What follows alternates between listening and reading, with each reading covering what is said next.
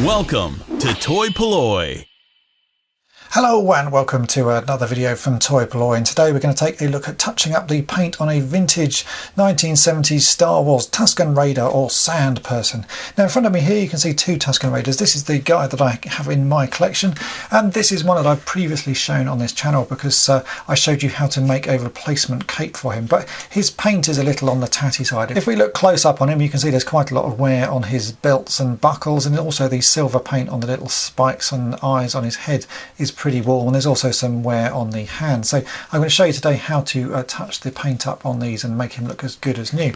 Now if we compare these two figures you'll notice they're actually slightly different colours. The plastic used is a different colour, the paint used on the hands is a different colour. You can see that one is slightly darker than the other, and this is pretty common when it comes to old Star Wars figures. The paint used is never the same on every figure. So I'm going to show you how to fix the paint on this one, but you will have to modify the paints you use and modify the colours slightly because everyone is slightly different. So let's get started and we'll touch up the paint on this guy here on the right.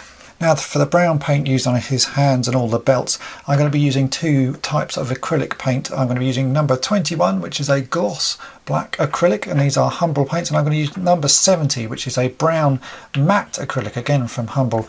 And the reason I'm using gloss and matte is because the finish on this guy is not really gloss, but it's not really matte. It's got a little bit of a luster to it, so by mixing the two together I should get a finish that matches quite nicely. Now I said again that the colour of these figures changes dramatically across the sort of wherever they've been produced. So this one is a fairly dark brown colour, so I'm going to mix quite a bit of the black into the brown that I have until I get a shade that looks about right.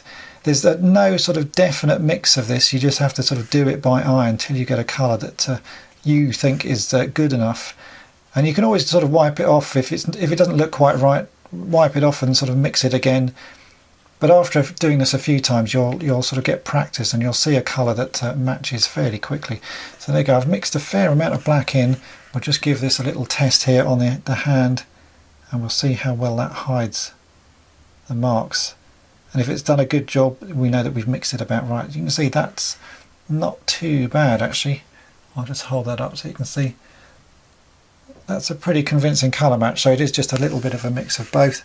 So I can now go around and touch up all the tiny little marks and rubs that this guy has on his hands. Just a few little bits, and because this is a dark paint onto a light colour, the rubs show up quite clearly, which is why it's always nice to get them sort of painted and touched up. So there's his hands done. We can now move on to his face and his mask. You can see there's again little rubs all over the place, but it's the same colour used throughout the toy, so we can, once we've got this paint mixed, it should be fairly straightforward just to touch those up. Again, that's made quite a difference already. It's amazing what a quick sort of change it makes to a toy just by touching up the paint.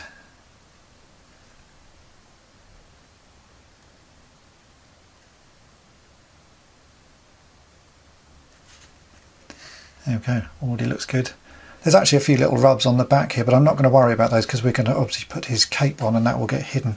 So I'm just going to concentrate on the little rubs on the front. So there's a few little more ones down here.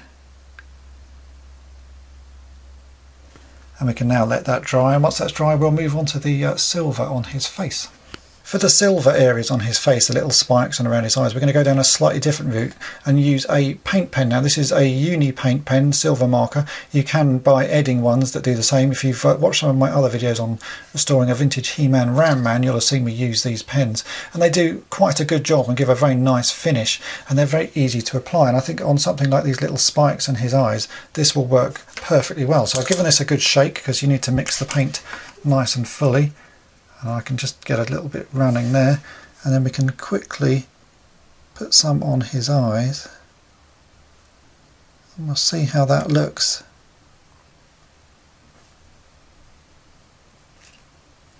There you go, you can see that does make quite a big difference, and it's a really good match for the original paint. So I'm just going to go ahead and paint the rest of these little spikes, and then we'll see how he looks.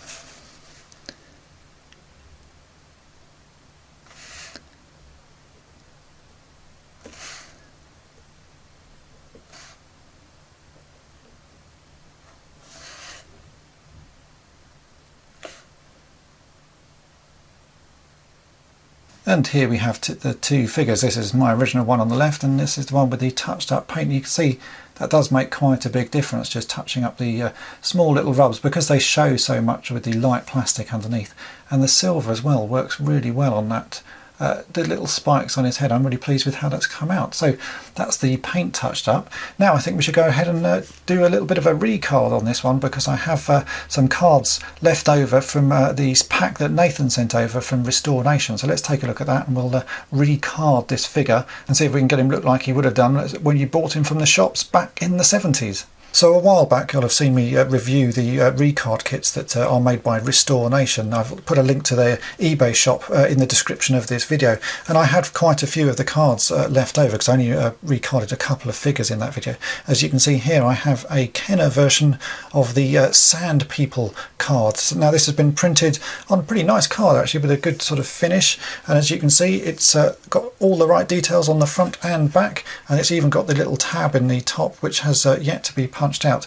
And the kits that Restore Nation sells come with the correct blisters, the little card footer, and they also do sell repro weapons. So very kindly Nathan has sent me this little stick, I think it's called a gaffy stick, which is the correct weapon for this toy. So I'm going to put that in with the figure, and we'll recard it and see how he looks when it's all done, because now this has got the new paint on. It looks pretty nice. And this is one of my replacement capes that again, if you watch my previous videos, you'll see how to make that, and that looks pretty good as well. So let's get this figure recarded.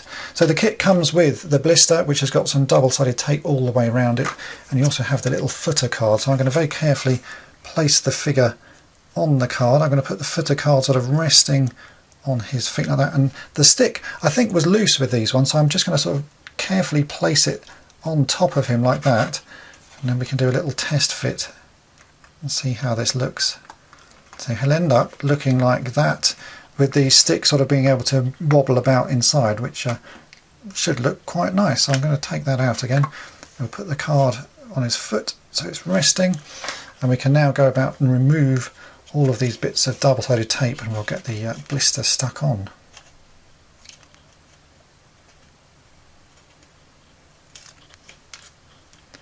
This is probably the most fiddly bit, removing the double-sided tape.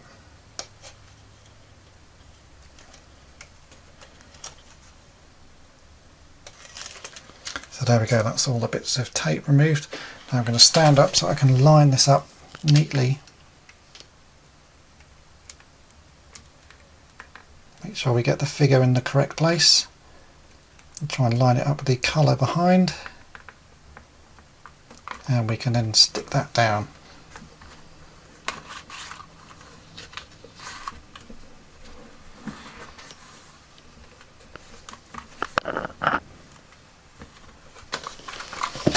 And that looks really nice.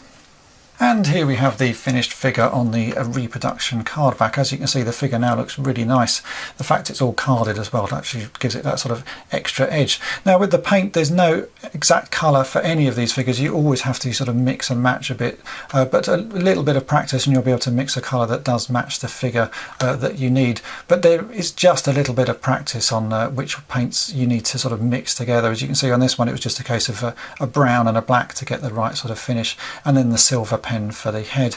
And the cards, as I say, come from Restore Nation. I'll put a link to their eBay shop in the description of this video, and they also sell the reproduction weapons if you don't have the original weapon to put on your figure there. So I hope this video has been of interest to you, and thanks for watching. Thanks for watching toy-polloi. Subscribe for more great videos. You can also follow toy-polloi on Twitter, Facebook, and Instagram.